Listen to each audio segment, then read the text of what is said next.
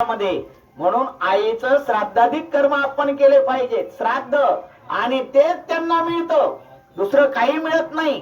कारण ज्या वेळेला आपल्या घरामध्ये श्राद्धाधिक कर्म होतात आणि ते झाल्याच्या नंतर माता संतुष्ट होते, कारण ते पितरांना दिलेलं जे आहे ना तर्पण, तर्पण हे पितरांना मिळतं. ज्या वेळेला आपण अंगठ्याने असं पाणी सोडतो नाही का, हो, त्या भाताचे गोळे केले जातात आणि प्रत्येक त्या दर्भावर ठेवल्या जातं. आपले प्रपिता असतील, पितामह असतील, आई असेल, म्हणजे 3 व्यक्तींना त्यांचे नाव सांगावे लागतात. एक तर पंजोबा, आजोबा आणि आई, आणि इकडल्या तिकडल्या गोत्रांचे सुद्धा नाव सांगावे लागतात. आपलं गोत्र आपल्याला माहिती पाहिजे. आजकाल लोकांना आपलं गोत्र माहिती नाहीये आणि गोत्र माहिती नसल्यामुळे कश्यप गोत्र उच्चार करावा लागतो. म्हणून श्राद्धाधिक कर्म हे का करावं, तर ते त्याला मिळतं. कारण या लोकांमध्ये त्याने कष्ट केलेले राहतात आणि त्याला तिथं परलोकामध्ये ते मिळण्याकरता म्हणून त्याला ते त्रिपिंडी केल्या जाते किंवा पिंडदान केल्या जातं, श्राद्धाधिक कर्म केले जातात. हो, प्रयागराज त्या ठिकाणी पिंडदान करतात आणि पिंडदान केल्याच्या नंतर ते त्याला मिळतं. तुम्ही पहा, अमावस्याला सुद्धा पिंडदान करतात. सकाळी जर तुम्ही दक्षिणेकडे तोंड करून जर तुम्ही पाणी जरी दिलं आणि पित्राय नमः नाही का, पितृभ्यो नमः, पितृभ्यो नमः करत जरी पाणी सोडलं तरी ते पित्रांना मिळतं. मिशा जे असतात ना, मिशाचं पाणी त्या पित्रांना दिल्या जातं. म्हणून हे पिंडदानाचं फार महत्व असतं.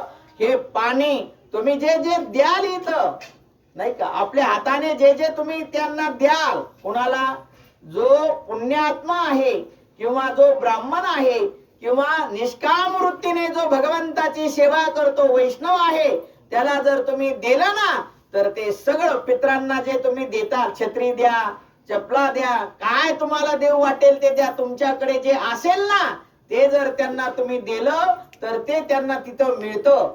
बरं का, तुम्ही म्हणता इथलं तिथं कसं काय मिळतं, मिळतं असं शास्त्र सांगतं, मी नाही सांगत. म्हणून हे जे दिलं ना पित्रांना, ते सर्व काही त्यांना तिथं प्राप्त होत असतं. म्हणून आपण दिलं पाहिजे, हाताने आपण दान केलं पाहिजे. काय केलं पाहिजे? दान. दानाला फार महत्व आहे. हस्तो पवित्रो यदि दान पुण्यम, पादो पवित्रो यदि तीर्थयात्राम, कंठो पवित्रो यदि नाम घोषो, हृदय पवित्रो यदि ब्रह्मनिष्ठः. म्हणून आपण दान केलं पाहिजे. केव्हा केव्हा दान करावं? एक तर मृत व्यक्ती झाले गेला समजा आणि मृत व्यक्तीच्या नावाने दान करावं, किंवा एक तर जन्मल्याच्या नावाने दान करावं. केव्हा? जन्मल्याच्या नंतर करतात की नाही दान? हा, जन्मल्याच्या नंतर सुद्धा दान केलं जातं आणि मेल्यानंतर सुद्धा दान केलं जातं. जन्मल्याच्या नंतर भागवतातला मी तुम्हाला पुरावा देतो म्हणजे तुमच्या लक्षात येईल. ज्या वेळेला परीक्षिती राजाचं आगमन झालं, जन्माला आले परीक्षिती राजा, आणि परीक्षिती राजा जन्माला आल्याच्या नंतर ब्राह्मण आले आणि ब्राह्मणाने ज्योतिष सांगितलं नाही का, आणि ज्योतिष सांगितल्याच्या नंतर, ज्योतिष खरं बरं का, कारण ज्या वेळेला आपण ज्या नक्षत्रावर जन्माला येतो त्याच्यानुसार आपल्याला सुख दुःख प्राप्त होतात. म्हणून नक्षत्र हे फार महत्वाचं आहे. म्हणून काही गंडयोग असतो, मूळ नाही का, मूळ नक्षत्र असतं, अनेक नक्षत्र आहेत, त्यानुसार मग मनुष्याला पीडा होतात नाही का. 7.5 पाठीमागे लागते की नाही? हो, शनी पाठीमागे लागतो. प्रत्येकाला त्याच्या कर्माचं फळ हे शनी महाराज देतात. म्हणून मनुष्याने आपल्याला दुःख होऊ नये याकरता मानसिक पूजा केली पाहिजे, किंवा आपण शनी महाराजांचं म्हणा किंवा आपल्याला जी जी देवता असेल त्या देवतेचं पूजन केलं तर मनुष्याला जे दुःख होतं ते दुःख होत नाहीये, तर ते प्रसन्न होतात देवता. म्हणून आपण त्याचं पूजन अर्चन हे केलं पाहिजे देवतांचं सुद्धा. म्हणून हे ज्योतिष्य. म्हणून दान कुणी केलं? परीक्षिती राजाचे जे आहेत ना धर्मराजाने लगेच दान करायला सुरुवात केलेली आहे. केव्हा? मुलगा जन्माला आल्याच्या नंतर. बर का, मुलगा जन्माला आला जोपर्यंत नालछेदन होत नाही तोपर्यंत दान दिलं ना तर ते अक्षय दान होतं. काय होतं? अक्षय दान.